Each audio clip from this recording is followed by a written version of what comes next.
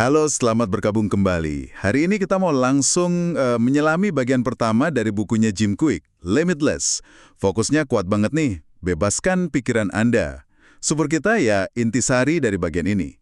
Misinya kita mau kupas tuntas ide Kwik soal mindset, soal pola pikir. Dan gimana caranya kita bisa dobrak batasan mental yang sering nggak kita sadari. Anda pernah merasa gitu nggak? Kayak potensi Anda tuh terkunci. Nah, Kwik punya pandangan menarik soal ini, termasuk soal penjahat super digital zaman sekarang, sama ide kalau kecerdasan itu ternyata nggak tetap. Wah, menarik banget ini. Mari kita gali. Betul sekali. Jadi, inti dari bagian awal ini tuh ada ide yang cukup radikal ya sebetulnya, bahwa banyak keterbatasan kita itu akarnya ya di keyakinan kita sendiri. Quick bahkan punya singkatan khusus loh, LIES, Limited Ideas Entertained. Ide terbatas yang kita terima gitu.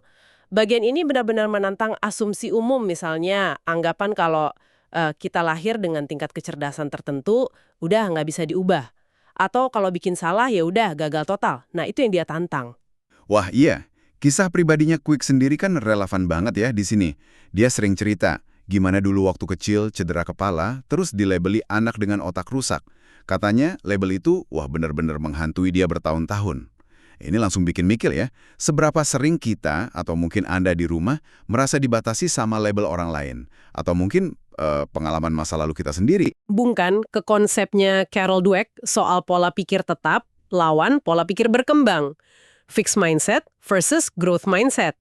Quick tuh menekankan banget pentingnya kita punya growth mindset, yakinan kalau kemampuan itu bisa dikembangkan, bukan bakat mati aja.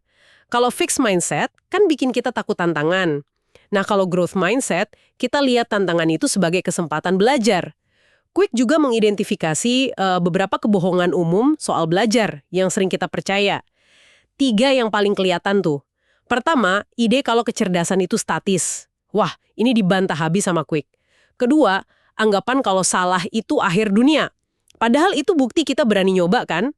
Ketiga, keyakinan kalau belajar hal baru itu, waduh pasti susah. Nah, ini seringkali cuma mitos yang kita bikin sendiri aja. Selain batasan dari dalam ini, Kwik juga nunjuk musuh dari luar nih, di era digital ini. Dia sebut ada 4 penjahat super digital. Pertama, digital deluge, banjir informasi. Info kebanyakan, waktu buat ngerjanya sedikit. Terus ada digital distraction, distraksi digital. Notifikasi nggak berhenti-berhenti, buyar deh fokus. Iya ya. Ada lagi digital dementia, demensia digital. Nah ini nih, ketergantungan kita sama teknologi, ternyata bisa bikin memori alami kita lemah. Terakhir, digital deduction, deduksi digital. Jadi malas mikir kritis gitu, karena jawaban instan tinggal Google aja. Coba deh Anda renungkan, mana dari 4 ini yang paling kerasa menghambat fokus dan belajar Anda sekarang? Yang menarik dari 4 penjahat ini, dampaknya tuh ke otak kita secara fisik loh. Ini kaitannya sama neuroplastisitas. Otak kita tuh kan, wah luar biasa plastis ya. Bisa berubah bentuk, berubah fungsi, tergantung apa yang kita lakukan, apa yang kita pikirkan. Contoh klasiknya tuh yang sering ku kutip, supir taksi di London. Riset nunjukin bagian otak mereka buat memori spasial, hippocampus, itu secara fisik lebih besar. Kenapa? Karena terus dilatih ngapalin ribuan jalan. Ini bukti kuat banget kalau ini tuh bukan soal otak bagus atau jelek, tapi soal otak yang ya terlatih. Jadi ngelawan batasan, termasuk penjahat digital tadi, mulainya ya dari mindset. Quick masih 3 langkah praktis buat bongkar LIES atau keyakinan terbatas tadi. 1, sadari dulu, terus kasih nama keyakinan terbatas ada itu apa. 2, cek faktanya. Bener nggak sih keyakinan itu 100% valid? Seringnya nggak kan? 3, secara sadar, ciptakan keyakinan baru yang lebih memerdekakan. Nah, proses ini aktif banget memanfaatkan plastisitas otak kita. Jadi, mengubah keyakinan itu langkah awal yang penting banget ya. Tapi Kwik juga bilang, perlu tindakan nyata kan? Disinilah nanti dia kenalin metode FASTER. Itu singkatan dari Forget, Act, State, Teach, Enter, Review. Semacam kerangka kerja gitu, bagaimana caranya kita belajar dan ingat info baru lebih efektif. Langkah konkret setelah kita benahi pola pikir. Dia juga nyinggung soal pentingnya kita ngajuin pertanyaan yang tepat, yang memberdayakan.